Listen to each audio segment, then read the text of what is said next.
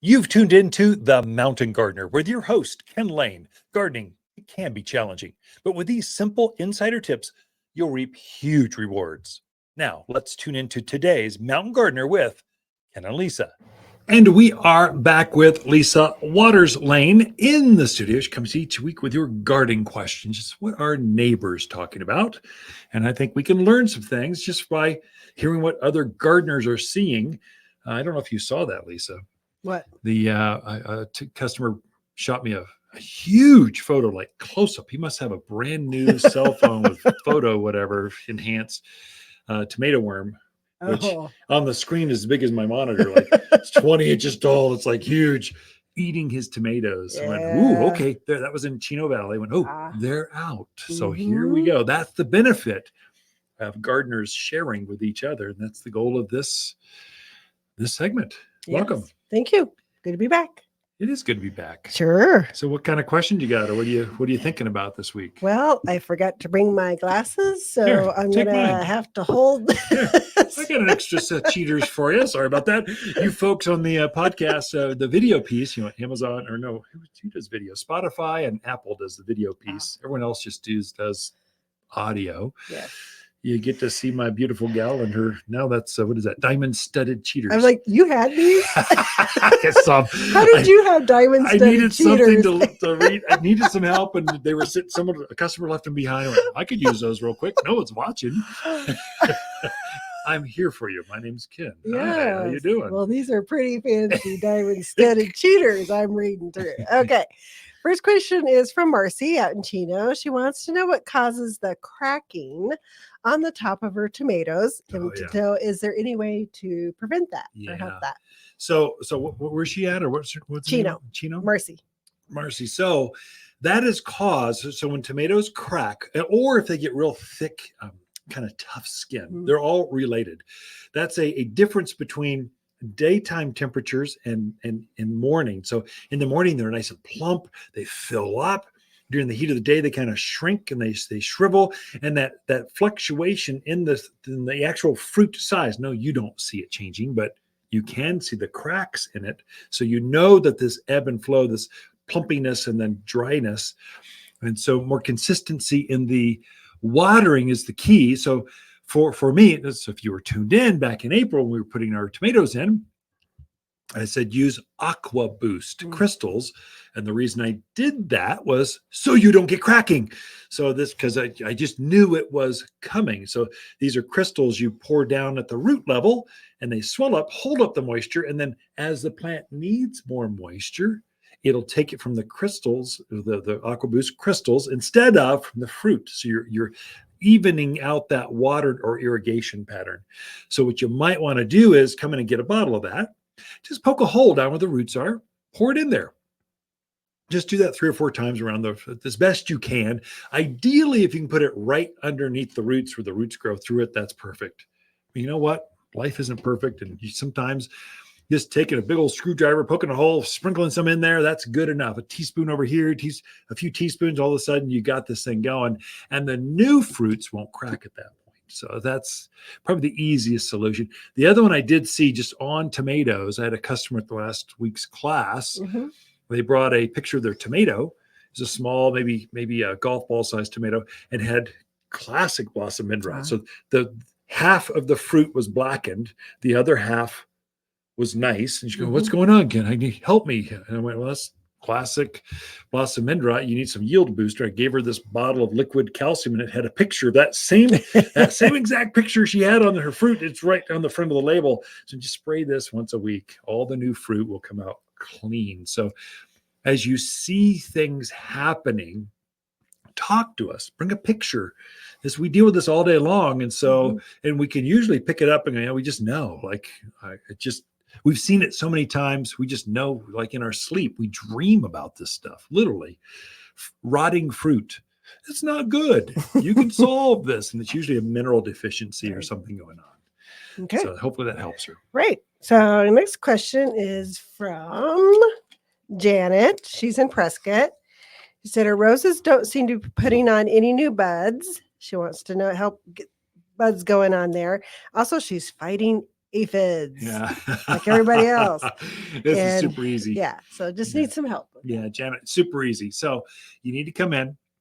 This is why they make rose food with systemic. There's That's an true. entire reason they have this one food for roses, because it solves all your problems.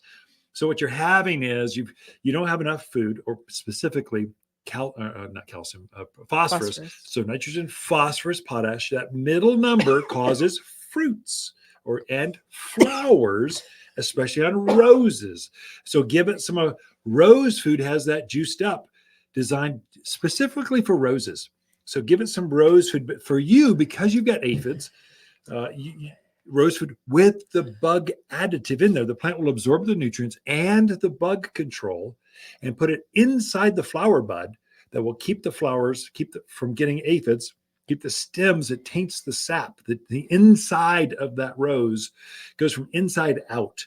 It will also eliminate thrip and some other nasty bugs that like fruits, like roses. So rose food with systemic. We've got 2 sizes here at the garden center. We've got one that's works better at this altitude.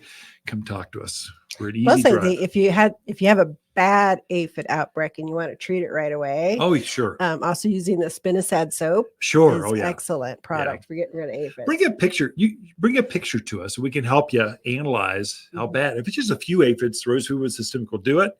Or they're only going to get worse. We're in the peak of the growing season right now for everything, including aphids, and they only get worse as you get into fall.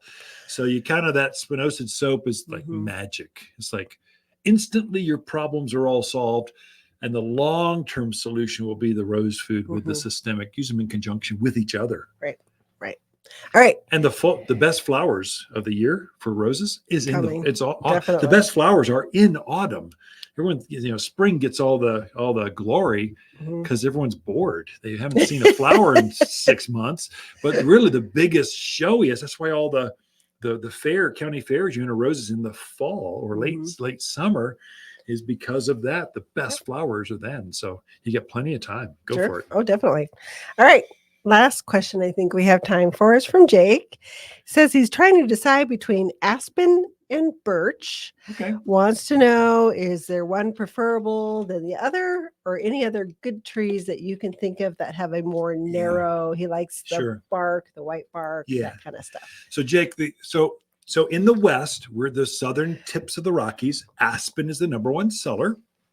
In the Midwest, the Midwestern folks like their birch because that's native over there.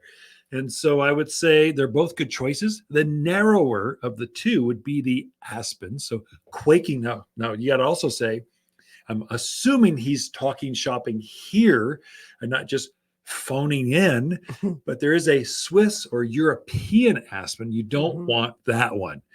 So you want the native one, the quaking. So Populus tremuloides, you want that one here because that's our native aspens. It's going to perform better. Exceptional.